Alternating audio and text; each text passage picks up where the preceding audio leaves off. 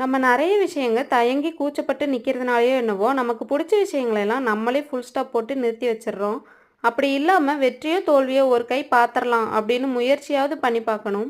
அப்படி ட்ரை பண்ணி பார்த்தா தான் அதில் நம்ம நிறைய கற்றுக்க முடியும். நானும் ஒரு விஷயம் பிளான் பண்ணியிருக்கேன். அதை எனக்கு பிடிச்ச மாதிரி செஞ்சு அதில் சக்ஸஸ் ஆகணும்னு நினைக்கிறேன். நீங்கள் இந்த மாதிரி எந்த விஷயத்தெல்லாம் பிடிச்சும் செய்யாமல் தயங்கி நிற்கிறீங்கன்னு கமெண்ட் பண்ணுங்கள். இன்னைக்கு லஞ்சுக்கு எண்ணெய் கத்திரிக்காய் குழம்பும் கோவக்காய் பொரியலும் பண்ணிட்டு பசங்களுக்கு ஸ்கூலுக்கு ஜூஸ் கொடுத்துடலான்னு சொல்லிட்டு முலாம்பழம் கட் பண்ணிட்டு இருந்தேன்.